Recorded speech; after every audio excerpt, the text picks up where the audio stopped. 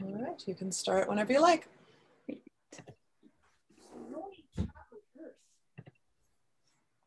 And share my screen. And can everyone see the slides okay? Yep, looks great. Perfect. Well, hi everyone. I'm really excited to be, I guess, virtually back today to talk a little bit about the research that I've done since I left MSU. Today, I'm going to talk about a project that I'm working on currently, measuring selection on microbially-mediated plant traits in a native California clover species, Trifolium barbigerum.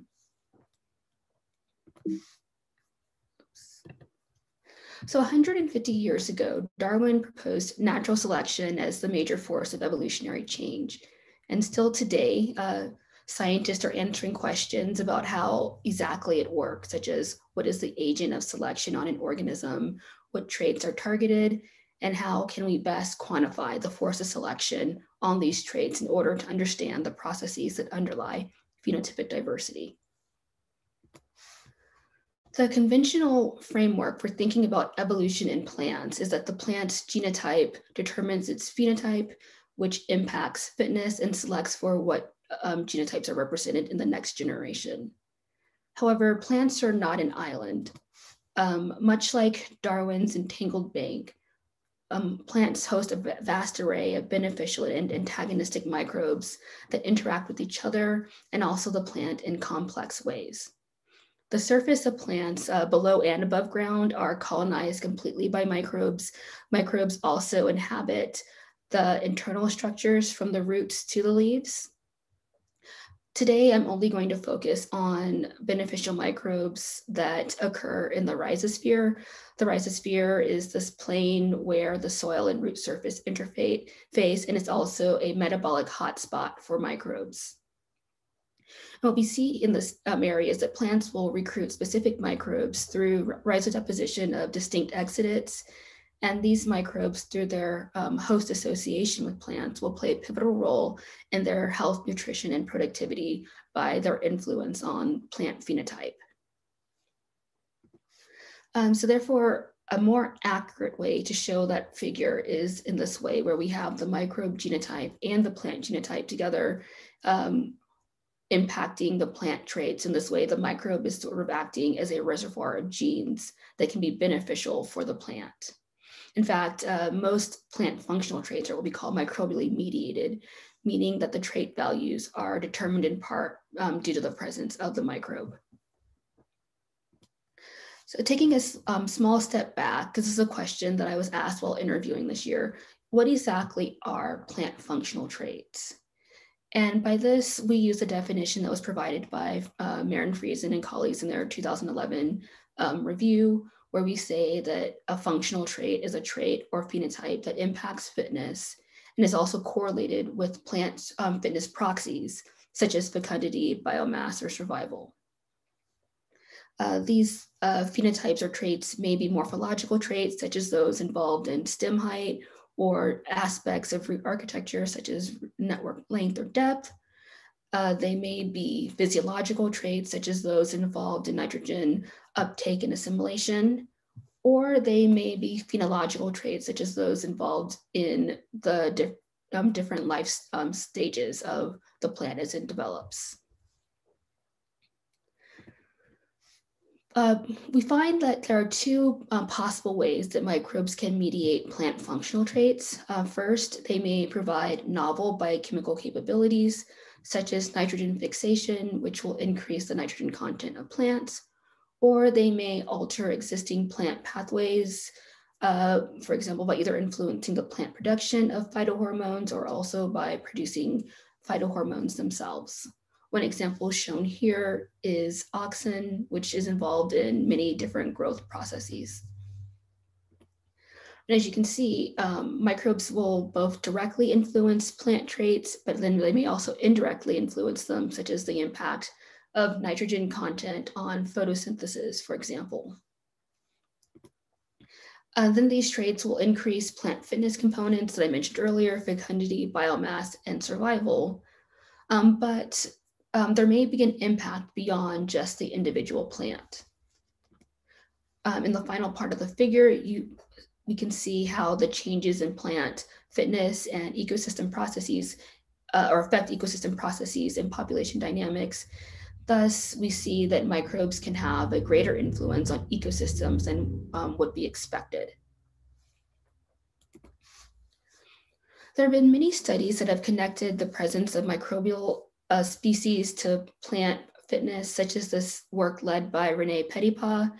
In this study, we manipulated soil microbial community composition and nitrogen availability.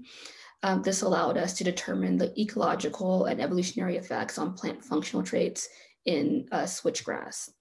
What we found was that the relative abundance of one of the species in the microbiome, Micromonospora, was negatively correlated with root length, but that root length itself was positively correlated with the fitness of switchgrass. So in this instance, we would expect to see selection on plant phenotypes that would result in a decrease in the abundance of Micromonospora. But for this current study, I'm leveraging the legume Rhizobia symbiosis to measure the impact of mutualistic Rhizobia on plant traits outside of just increasing nitrogen content. So I'm looking at the effects of individual microbial strains rather than microbial species in the rhizosphere. This means I can also ask how much of the plant phenotypic variation can be ascribed to the genotype of the microbe. This can allow for exploration of how selection shapes the evolution of mutualistic interactions, traits, and fitness in both the host plant and also the microbe. This is the field site where all of our study species originated. This is the UC Davis Bodega Marine Laboratory in California. There are 9 native species of Trifolium that coexist here along with their beneficial rhizobia. The Friesen Lab goes out every year to study ecological coexistence and host mutualistic interactions, and then to also bring back soil, seeds, and whole plants for processing in our lab. In this study, I used one of those species, Trifolium barbigerum, and its Rhizobia symbiont, Rhizobium leguminosarum.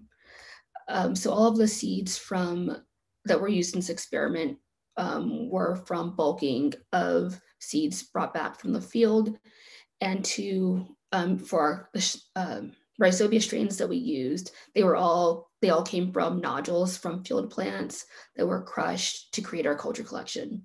I will say that not all of the strains that I used originated from Trifolium barbigerum as their host, but our previous work has shown that these strains do not seem to show host specificity. So this was a large-scale greenhouse experiment. I grew the Trifolium barbigerum with 77 strains of the Rhizobia. We had 14 replicates per strain. And then we also had the remaining plants split into control treatments. One was a nitrogen control treatment, one was just a negative control that received phosphate buffer, for a total of around 1,200 plants. So, but at initial time of inoculation, plants either received their Rhizobia or just phosphate buffer. And then after 2 weeks, we re-inoculated our plants in the Rhizobia treatment just to ensure that there was enough culture for the plants to nodulate with, and that it hadn't been washed out in our potting system. And then 2 and 6 weeks after our second round of inoculation, our nitrogen supplemented control plants received 1 ml of ammonium nitrate. Our plants were allowed to grow for a total of 6 months in the greenhouse, but we did harvest our tissue at 2 time points. At 3 months, we harvested half our plants to measure below ground traits, so our root diameter, root network length. And then the traits that I have here in green are traits that we have processed, but they have not currently been measured. So they're just kind of sitting in our freezer at the moment. And I will come back to them later on about why we really need to finish analyzing this data. At the 6-month time point, we harvested the remaining plants and we measured what I'm calling our above ground traits. Although we also had root biomass in here. So we have flower number, flowering time, also fitness in terms of seed number, and plant height, for example. By gathering so many and measuring so many different traits, it allows us to use phenotypic selection analysis to quantify exactly how our traits are changing in response to selection. So to do this, we estimated the strength of natural selection by regressing fitness on our phenotypes of interest, and the type of selection that we were measuring at the time was determined by the fitness function that we used. So directional selection, which will be for or against one trait extreme or the other, is characterized using linear regression.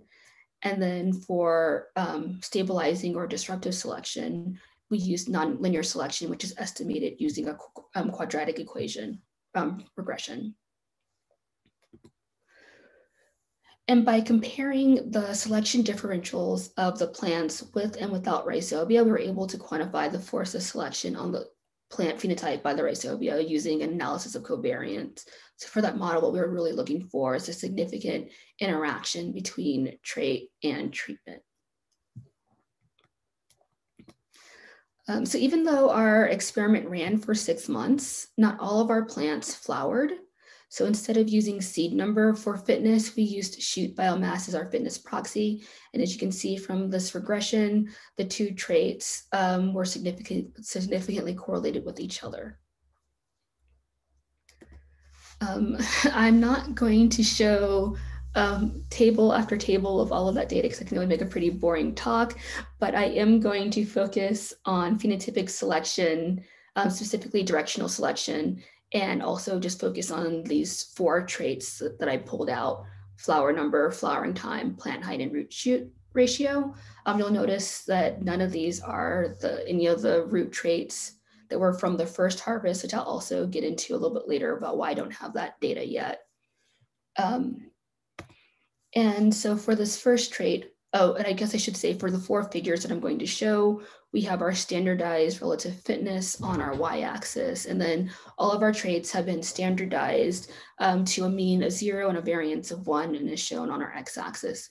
So this first one, flower number, we see positive selection for all of our treatments, where an increase in flower number increased the fitness of our plants, and that there was a significant difference between our treatments as well. The next figure is flowering time, and there was not a significant difference between our treatments, but all of our treatments did show a significant selection differential where there were plants that flowered earlier had higher fitness.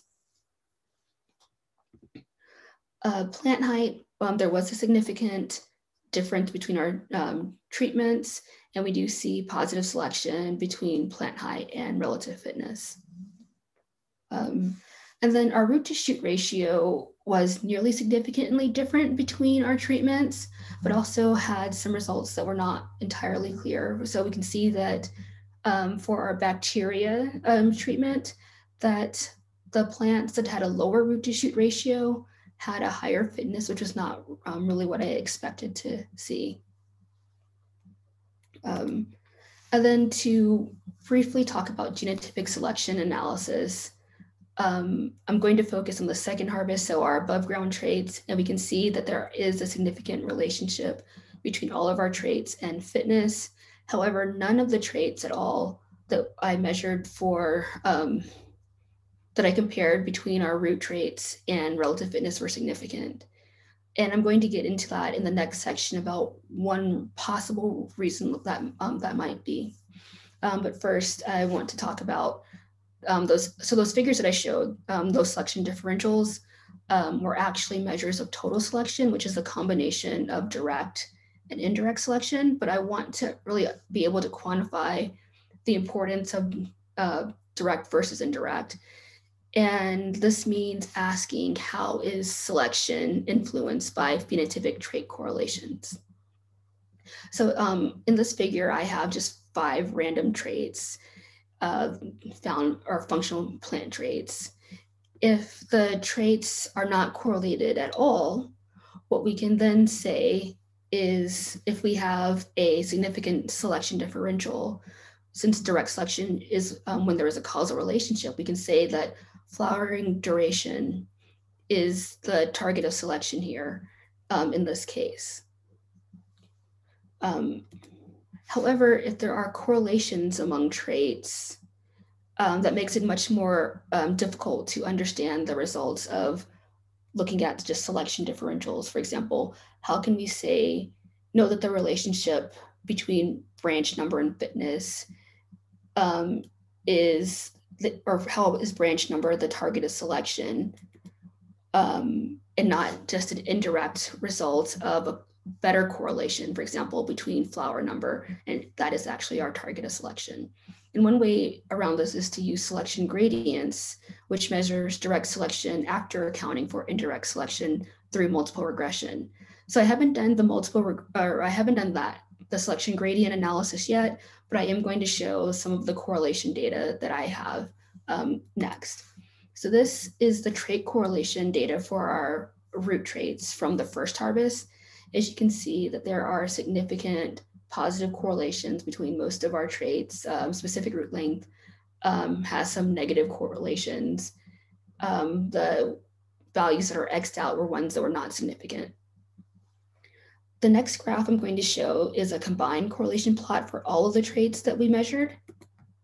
This graph is a bit busy, but at the top and the left are still the first harvest traits, followed on the right and bottom with the second harvest or above ground traits. And we can see that even accounting for additional multiple corrections and p-value adjustments, there are still strong correlations among the root harvest or the root traits. And similarly for our above ground traits, we do see significant positive and negative correlations. But what I want to point out in this area right here, this would represent correlations between the two harvests, where we would expect to see some correlated data, and we do not. And then also bring back up that table I showed again of the traits that we're waiting to be measured that are currently just sitting in our freezer. And you'll see that shoot biomass is on there. So because of that, I was unable to do phenotypic selection analysis on the root data. And I was able to do genotypic selection analysis by using the average of our genotypes from the second harvest. But it was all, and I expected there to be some correlation because the only difference between the plants should have been the time that we harvested them. I didn't really expect there to be pretty much zero significant relationships. So I think this sort of highlights that I really need to look at the shoot biomass data from those traits of those plants in order to confirm or see if there is an actual relationship between fitness and these traits. Then I'm going to flash back again to the earlier slide I showed on our genotypic selection, where I mentioned that we did see covariation between genotype and fitness for our above ground traits. So this data suggests that there might be genetic variation that could explain a portion of the phenotypic variation, which allowed me to calculate the broad sense heritability. And one thing that's a bonus is that since it doesn't require fitness measurements, I can calculate it for all of the traits that we've measured so far. And what we found was that the variance in the microbial genotype explained more of the phenotypic variance of our root traits than our above ground traits, which is really interesting and I think really needs to be followed up on. But the data, the conclusions for the data that we have so far, we found that the average strength of selection for our above ground phenotypic traits was 0.39, but there was a lot of variation. This figure shows the selection differentials plus 95% confidence intervals for our above ground traits. We also saw that Rhizobia significantly influenced the strength of selection on flower number and plant height, but that the influence on below ground traits is still to be determined. And then as I showed as part of the last data slide, we see that the genotype of the rhizobia explained a larger portion of the phenotypic variance for our below-ground traits. It's possible that microbial fitness is also much more impacted by selection on roots as well. So then the next steps for this data set in this project, I think I've made it really clear that we need to finish processing our data. One trait that I did not mention that we have is specific leaf area data. This was taken right before our first harvest, but it was done on all of the plants. So it's also serves sort of as a linking measurement between our two sets of, or our two sets of harvest plants as well. And then we really need to weigh our shoot biomass data so that I can do phenotypic and genotypic selection analysis on our root traits. Not only that, but I also have the sequences for all 77 strains that we used in this experiment that are waiting to be analyzed. The goal here is to use GWAS to map plant phenotypic variation to genes in the genome of our rhizobia. And then you'll recall that I said that it's possible that microbial fitness is much more impacted by selection on root traits. So nodule number and biomass can act as proxies for microbial fitness, which will allow us to quantify how they are affected by variation in plant traits, sort of like an extended phenotype, and give a fuller picture of how fitness changes and selection occurs within a mutualism. And then, so this figure I have on the right, each time I've shown it to you, it's gotten more complicated. This version is from a theoretical study where we simulated how plants and microbes influencing a trait in the plant can impact the fitness of both species. So here I again have my plant genome in green and my microbial genome in purple. And we see that the two genomes together influence a joint trait that is expressed by the plant. And then that trait influences the fitness of both. And since the trait doesn't influence their fitnesses, this gives us the opportunity to sort of explore the evolution of a multi-genomic trait, as you will. And so one way to look at this is to think about, like, if the trait value is only determined by the plant, we could see stabilizing selection at a trait value that would optimize fitness. But if the trait value impacts fitness in both the plant and the microbe, there are two possibilities. First, both organisms could have optimal fitness at the same trait value. This would lead to an alignment of their fitness interest of the plant and the microbe, and this would occur regardless of what expressed trait values occur in the populations of both. The alternative is that they experience selection for different optimal trait values. This would result in conflict across the range of trait values. So if they vary, we would expect to see conflict in any area between the two peaks, which is highlighted with the gray shading. This is really interesting because in mutualisms, we may tend to think that the interest of the partner should be fully aligned, but that's not the case due to direct and indirect selection on traits, and also traits that only affect one particular species and not the other. So by measuring this fitness and shared traits for several shared traits, we can begin to quantify how much conflict there actually is within a mutualistic relationship. We can also look at how the conflict may be resolved and then gain insight into how they work together despite some of their mismatched interest. So this is really great. You can see from the work that I've shown that this project has several really interesting directions that it can take, exploring the relationship between selection, genetic variation, fitness, and host microbe interactions. And I'm really excited to continue delving into this. But also a really excited announcement. I'm only going to be in the freezing lab for a few more months. And in the fall, I will be joining the Department of Biology at Clark University as an assistant professor. So if you have any students that are juniors or even seniors that I will be recruiting, my research program is going to focus on eco-evolutionary feedback, the influences of plant microbiome, and mediates plant traits and fitness. I will have sort of a theoretical basic research component exploring these traits, but I also will have more of an applied research focus because I just received a USDA grant to look at how microbiome composition in free-living diazotrophs affects crop productivity. And I'm really excited to continue. And so then I guess I want to thank quite a few people, especially the Friesen Lab. This project was a monumental undertaking that required all hands on deck for several different instances. Thanking I guess she's my former undergrad now, Cassie Peru. She graduated in December, but has continued to work in our lab on my projects. My collaborator, Renee, who also gave me really great feedback on this talk.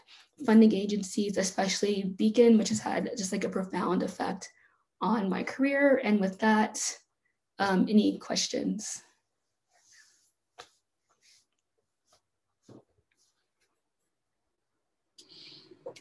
Thank you for the great talk. We have plenty of time for questions. So if anybody would like to, you can either unmute yourself or you can use the chat. We're very flexible. And congratulations on the new job. That's so wonderful. Thank you. I'm very excited for you. I have a question. Yeah, go ahead.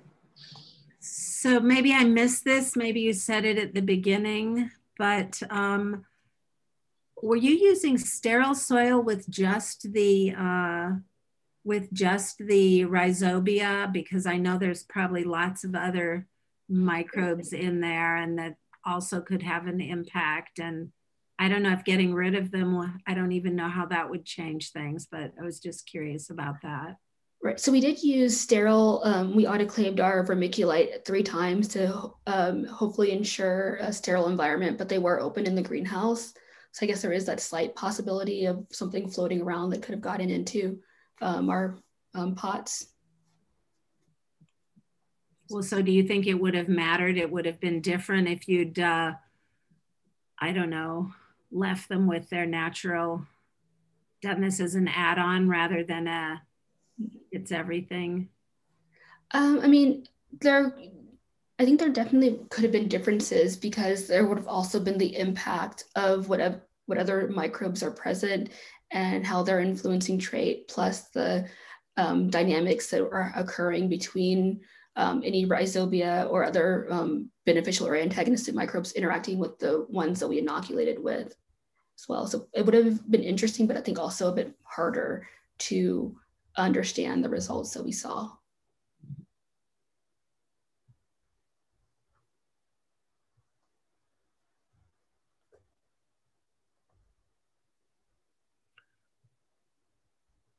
Well, I'll keep going if people aren't yet ready to ask their questions.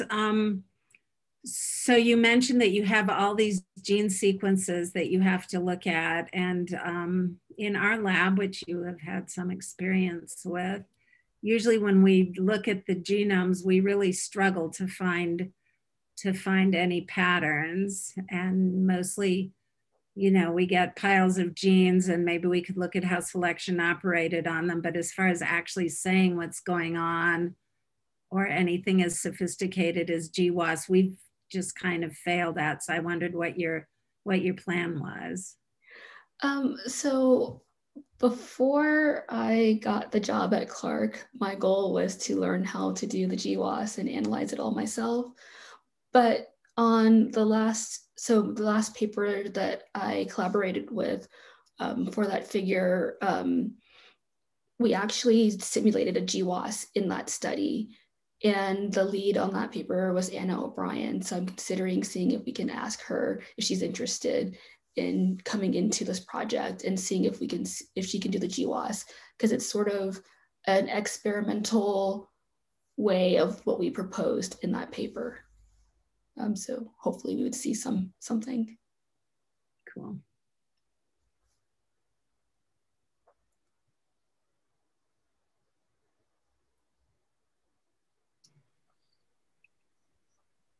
Any other questions? And Joan, please feel free to ask more if you've got them. It was a great talk. It's so fun. It's really an interesting project because this was actually sort of the step one of a much larger project. And then we saw so many great results because this was supposed to be a project where we got initial trait data so that we can turn around and look at whether or not there's some sort of like a imprinting and who would the Trifolium choose in the future if we were to give them a novel Rhizobia strain or one that they knew could, how much nitrogen efficiency, how efficient it was. And so we were just sort of characterizing for that. And then the study just sort of became much larger and much more interesting. Mm-hmm. So you started with 77 different Rhizobia. I mean, that's insane. I mean, did you ever think about just starting with like, I don't know, 5 or 10? Originally, we were going to do like 15 to 20, especially when the focus wasn't on the GWAS and the phenotyping. And then Marin suggested 100, and we compromised to 70 or 80, and then 2 of them didn't grow. So.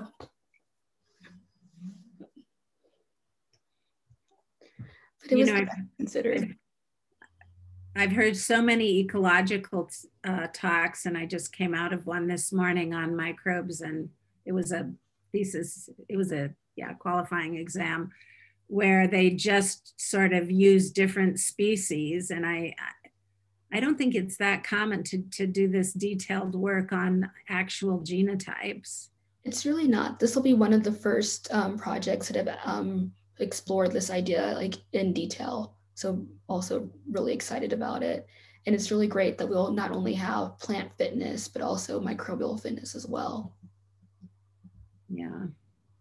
Well, so have you switched from Mendicago to Trifolium? Not really. So this project was actually set up in December 2018, and then we harvested summer of 2019. And then since then, it's been processing and analysis.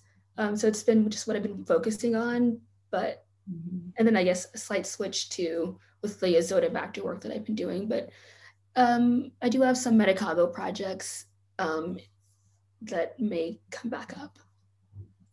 Mm-hmm. Super fun. I know you didn't expect me to show up, although I do stalk you a little bit.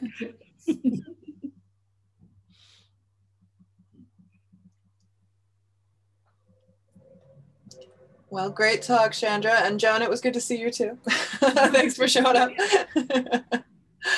If there's nothing else, I guess we'll wrap it up for today. Thanks, Chandra, again. And I hope everyone has a great weekend. It just started raining here, so I guess I'm staying in. And I will be posting this talk on YouTube, so you can share it with anyone who missed it. Yay. Bye, Chandra. Bye. Bye, everyone. Bye. Bye-bye.